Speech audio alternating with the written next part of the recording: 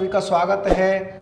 आज हम सीखेंगे 9th क्लास का चैप्टर 6 लाइंस एंड एंगल्स। यानी कि एक्सरसाइज शुरू करने से पहले हम कुछ एंगल्स के बारे में सीखेंगे। तो सबसे पहले है first angle, acute angle. Acute angle क्या होता है? यानी एक्यूट एंगल होता है 0 से 90 डिग्री के बीच जो भी एंगल होते हैं सभी एक्यूट एंगल होते हैं। जैसे ये एंगल है x, तो x की वैल्यू होगी वो 0 से 90 के बीच में होगी। दूसरा है राइट एंगल। राइट एंगल क्या होता है? राइट एंगल की वैल्यू होती है हमेशा 90 डिग्री होती है, यानी कि इसकी वैल्यू होती है वो फिक्स होती है। थर्ड एंगल है हमारे पास ऑब्ट्यूस एंगल। ऑब्ट्यूस एंगल क्या होता है? जो 90 डिग्री से 180 डिग्री के बीच के होते हैं वो सभी ऑब्ट्यूस एंगल होते हैं। जैसे इसमें है जेड है, तो जो जेड की वैल्यू है वो 90 और 180 के बीच की होगी। फोर्थ नंबर पर है स्ट्रेंथ एंगल। स्ट्रेंथ एंगल क्या होता है? ये दो लाइन है, एक लाइन ये है एक ये है, यहाँ पर मिलती है। यहाँ जो एंगल बनेगा वो होगा स्ट्रेंथ एंगल, और स्ट्रेंथ एंगल की वैल्यू हमेशा फिक्स होती है, वो होती है 180। फिफ्थ नंबर पर है रिफ्लेक्स एंगल। रिफ्लेक्स एंगल क्या होता है? यानी 180 से 360 के बीच होता है, वो होता है रिफ्लेक्स एंगल। इनसाइड एंगल को छोड़कर आउटसाइड एंगल जो भी बना होता है वो होता है रिफ्लेक्स एंगल। अब देखेंगे हम एडजेसेंट एंगल। एडजेसेंट एंगल कौन सा होता है? जिनमें कम से कम एक साइड कॉमन होती है, जिसकी एक साइड कॉमन होती है। जैसे कि बी डी ये दो एंगल में कॉमन है, एंगल ए बी डी और एंगल डी बी सी, इन दोनों में ही जो बी डी है कॉमन है। तो इसका मतलब ये है कि ये दोनों एंगल एडजेसेंट एंगल होंगे। तो एडजेसेंट एंगल की पहचान क्या होती है? कि दोनों में एक साइड कॉमन होती है, वो होते हैं एडजेसेंट एंगल।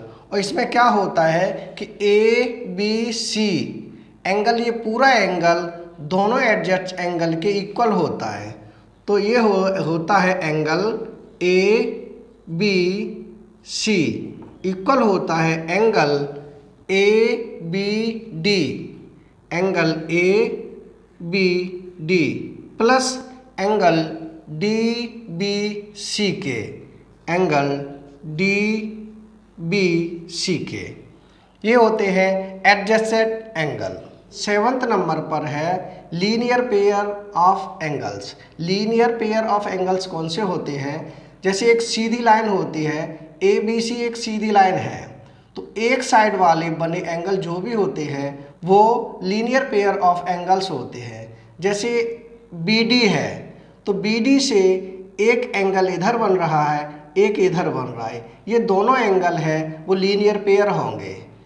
लीनियर पेयर में आएगा, एक तो एंगल हो जाएगा ए बी डी, एक एंगल हो जाएगा एंगल ए बी डी, और दूसरा हो जाएगा angle D B C, angle D B C. ये हो जाएंगे लीनियर पेयर। और लीनियर पेयर का जो सम होता है वो हमेशा 180 होता है, यानी कि angle A B D plus angle D B C equal to 180 degree होता है। लीनियर पेयर का जो सम होता है वो हमेशा 180 डिग्री होता है। अब है हमारे पास vertically opposite angle. Vertically opposite angle कौन से होते हैं? जब दो लाइन एक दूसरे को इंटरसेक्ट करती हैं तो उनसे बने एंगल, जैसे कि ए बी लाइन है एक और दूसरी लाइन है सी डी, जो एक दूसरे को ओ पर इंटरसेक्ट करती हैं, तो यहाँ पर ये एंगल है और ये एंगल है, ये हो जाएंगे वर्टिकली अपोजिट एंगल। और वर्टिकली अपोजिट एंगल हमेशा इक्वल होते हैं। ये बन रहा है इधर, इसके ठीक सामने बन रहा है ये एंगल, तो ये भी हो जाएंगे वर्टिकली अपोजिट एंगल। और वर्टिकली अपोजिट एंगल हमेशा इक्वल होते हैं। इसमें एंगल ए ओ डी, इसमें हो जाएगा angle A O D equal होगा एंगल बी ओ सी के, एंगल बी ओ सी के। और दूसरी साइड है angle A O C, angle A O C equal होगा एंगल बी ओ डी के, एंगल बी ओ डी के, यानी वर्टिकली अपोजिट एंगल आपस में इक्वल हो। कंप्लीमेंट्री एंगल, कंप्लीमेंट्री एंगल कौन से होते हैं? जब दो एंगल का सम 90 डिग्री होता है तो वो होते हैं कंप्लीमेंट्री एंगल। जैसे इसमें है ए बी डी, एक कंप्लीमेंट्री एंगल ये है, दूसरा है डी बी सी, ये एंगल है, इन दोनों का सम 90 डिग्री होगा। हम लिख देंगे angle A B D plus angle D B C equal to 90 degree, यानी कंप्लीमेंट्री एंगल का सम 90 डिग्री होता है। अब है सप्लीमेंट्री एंगल। सप्लीमेंट्री एंगल कौन से होते हैं? सप्लीमेंट्री एंगल एक सीधी लाइन पर बने होते हैं। जब दो एंगल का सम 180 डिग्री होता है तो वो होते हैं सप्लीमेंट्री एंगल।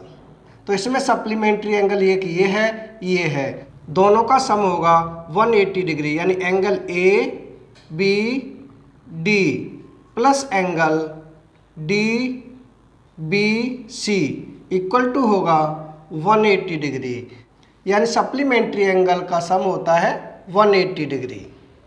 अब आपके सामने है कॉरस्पॉन्डिंग एंगल और है अल्टरनेट इंटीरियर एंगल, अगला है अल्टरनेट एक्सटीरियर एंगल और है को इंटीरियर एंगल। यानी ये चारों एंगल एक्सरसाइज 6.1 के लिए बहुत ज़रूरी है। यानी कि एक्सरसाइज 6.1 इन चारों एंगल पर डिपेंड करती है, तो ये इन चारों को हमें बहुत अच्छी तरीके से समझना होगा। सबसे पहला है कॉरस्पॉन्डिंग एंगल। हमारे पास है एम और एन, दो पैरेलल लाइन है, और तीसरी लाइन है एल जो कि ट्रांसवर्सल है, इन दोनों लाइनों को काटती है। अब हमें देखना है कि कौन सा एंगल कहाँ बनता है। सबसे पहले देखें कॉरस्पॉन्डिंग एंगल। कॉरस्पॉन्डिंग एंगल कहाँ बनता है? दोनों लाइनों को जो तीसरी लाइन काटती है तो एक ही साइड और एक बाहर की साइड और एक अंदर की साइड जो बनते हैं वो होते हैं कॉरस्पॉन्डिंग एंगल। यानी इसमें एंगल 1 और एंगल 5 ये होंगे कॉरस्पॉन्डिंग एंगल। ये एम और एन दोनों लाइन पैरेलल लाइन हैं तो ये इक्वल होंगे, यानी एंगल 1 इक्वल टू एंगल 5, ये दोनों कॉरस्पॉन्डिंग एंगल होंगे और इक्वल होंगे। और हम देखें एंगल 2 की साइड, एक ही साइड में ये बाहर की साइड बन रहा है, ये अंदर की साइड बन रहा है, तो एंगल 2 और एंगल 6 ये भी होंगे कॉरस्पॉन्डिंग एंगल और दोनों इक्वल होंगे। इक्वल क्यों होंगे? क्योंकि एम और एन दोनों पैरेलल लाइन है, तो हम लिख देंगे एंगल 2 इक्वल टू एंगल 6। और अब देखें एंगल 3, तो एक ही साइड एंगल 3 और ये बाहर की साइड है एंगल 7, तो एंगल 3 और एंगल 7 ये भी कॉरस्पॉन्डिंग एंगल होंगे।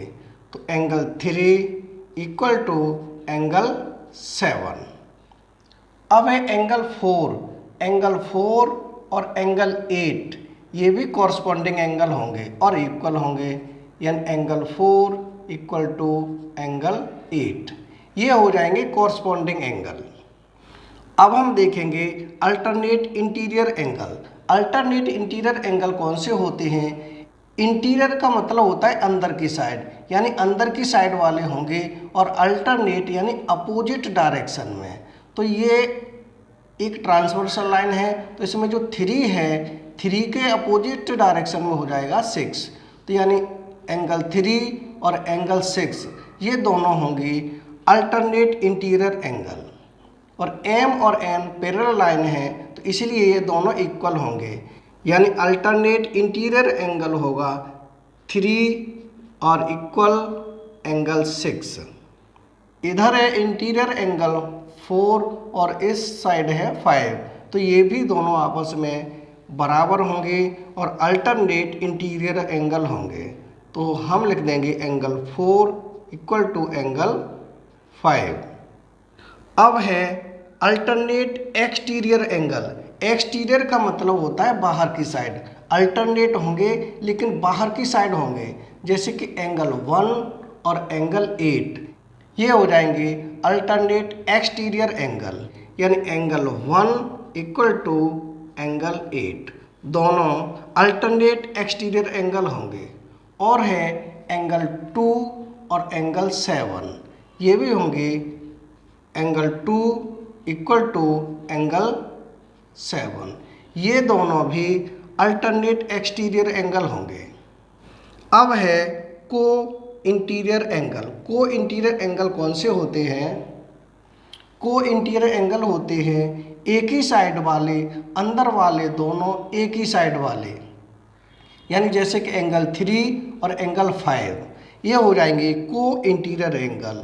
और को इंटीरियर एंगल का सम हमेशा 180 डिग्री होता है, तो ये हो जाएगा angle 3 plus angle 5 equal to हो जाएगा 180। और दूसरी साइड है एंगल 4 प्लस एंगल 6, यानी angle 4 plus angle 6 equal to हो जाएगा 180। ये हो जाएंगे को इंटीरियर एंगल। यानी 6 चैप्टर का इंट्रोडक्शन पूरा हो चुका है। अगर वीडियो पसंद आए तो लाइक और कमेंट जरूर करें। नेक्स्ट वीडियो में फिर मिलेंगे नेक्स्ट क्वेश्चन के साथ। Thank you.